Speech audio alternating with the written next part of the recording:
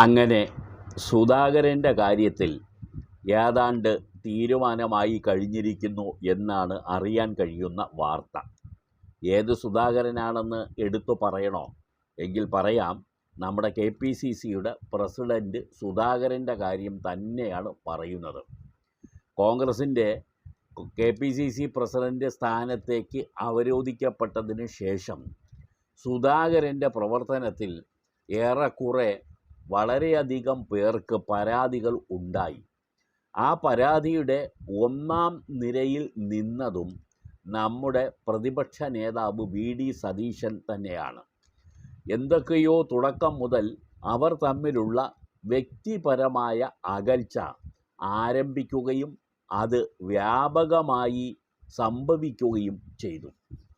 തുറന്ന പോരിലേക്ക് തന്നെ രണ്ടുപേരും പോയ ചില സംഭവ വികാസങ്ങളും റിപ്പോർട്ട് ചെയ്യപ്പെട്ടിരുന്നു. ഇപ്പോഴും അവർ തമ്മിൽ അകലങ്ങളിൽ തന്നെയാണെന്ന് തെളിയിക്കുന്നതാണ് ഏറ്റവും ഒടുവിൽ കിട്ടുന്ന വാർത്തകൾ. ചുരുക്കത്തിൽ സുധാകരന് KPCC പ്രസിഡന്റ് സ്ഥാനത്തു നിന്നും ഒഴിയേണ്ടി വരും എന്നുള്ളത് വ്യക്തമായി കഴിഞ്ഞു. 6 പേരുടെ ഒരു ലിസ്റ്റ് ഇപ്പോൾ AICCയുടെ മുമ്പിലുണ്ട്. അതിൽ ഒരാൾക്ക് നറുക്ക് വീഴാം. അതിൻ്റെ പിന്നാമ്പുറ കഥകളെല്ലാം ആരംഭിച്ച് കഴിഞ്ഞിട്ടുമുണ്ട്.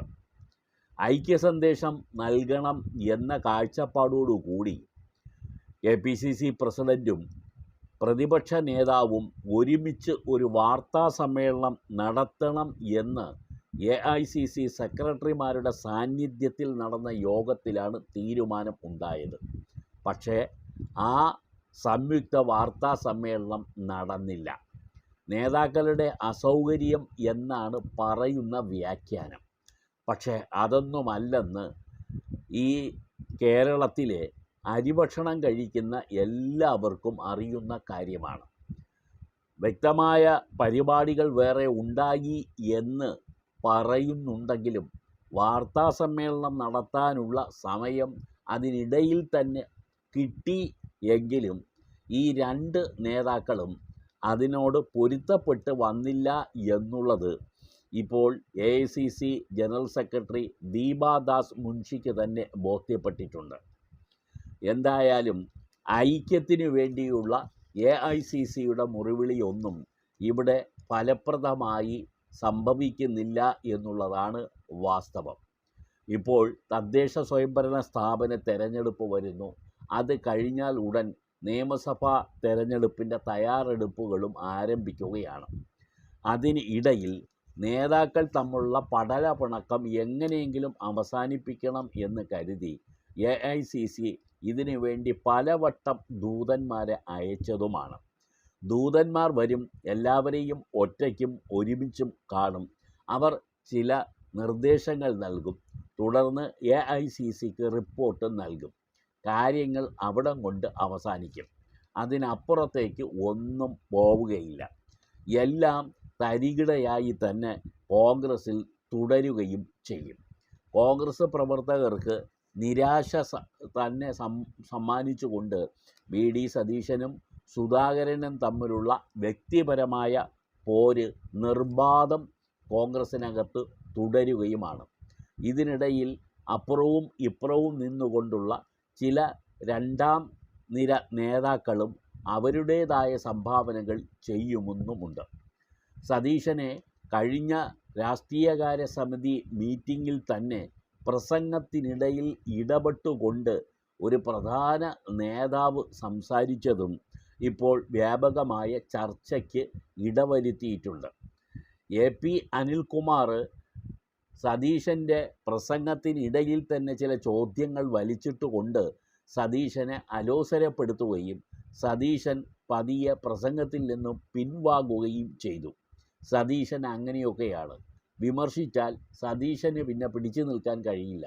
സതീശൻ പിന്നെ വലിച്ചെറിഞ്ഞിട്ട് പോകുന്ന ഒരു മൂക്കിൻ തുമ്പത്ത് ശുണ്ഠിയുള്ള ഒരു നേതാവെന്നുള്ള പേര് അദ്ദേഹം തന്നെ സ്വയം ആർജിച്ചെടുത്തിട്ടുമുണ്ട്.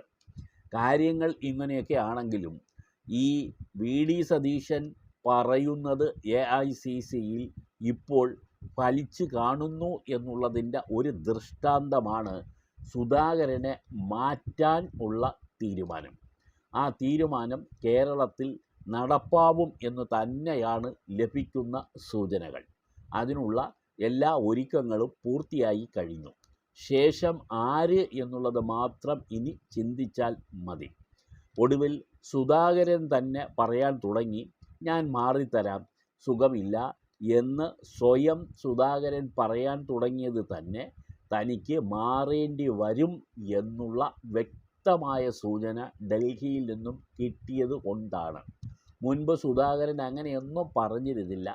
ശാരീരിക സുഖമില്ലെങ്കിലും എനിക്ക് കേരളത്തിൽ അങ്ങോളം ഇങ്ങോളം സഞ്ചരിക്കാനുള്ള ത്രാണി ഉണ്ട് എന്നാണ് അദ്ദേഹം പറഞ്ഞുകൊണ്ടിരുന്നത്. ഇപ്പോൾ പറയാൻ തുടങ്ങി, ഞാൻ മുഖ്യമന്ത്രി സ്ഥാനാർത്ഥിയല്ല, ഞാൻ ഒരു പദവിക്കും വേണ്ടി മത്സരിക്കാനില്ല, ഞാൻ ഒഴിയാൻ തയ്യാറാണ് എന്ന് പറയേണ്ടി വന്ന സാഹചര്യം നമ്മളോട് ചൂണ്ടിക്കാട്ടുന്നത് ഡൽഹിയിൽ സുധാകരന് പച്ചക്കൊടി ലഭിച്ചിട്ടില്ല എന്നുള്ളതാണ്. ആ സൂചനയുടെ അടിസ്ഥാനത്തിലാണ് ഇപ്പോൾ 6 നേതാക്കളുടെ ലിസ്റ്റ് AICCയുടെ മുമ്പിൽ ഇരിക്കുന്നതും. അത് ഈ ആഴ്ച തന്നെ പ്രഖ്യാപനമുണ്ടാവാനാണ് സാധ്യത.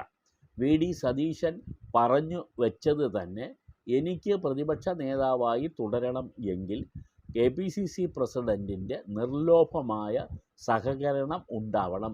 പക്ഷേ സുധാകരനിൽ നിന്നും അത് ലഭിക്കുന്നില്ല, അതിനി ഉണ്ടാവാനും സാധ്യതയില്ല.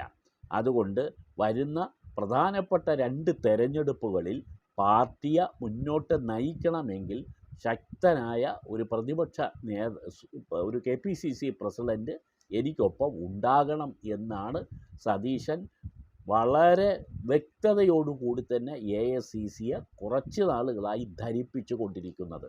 അതിന് ഫലപ്രാപ്തി ഉണ്ടായി എന്ന് വേണം നമുക്ക് ഇപ്പോൾ കരുതാൻ.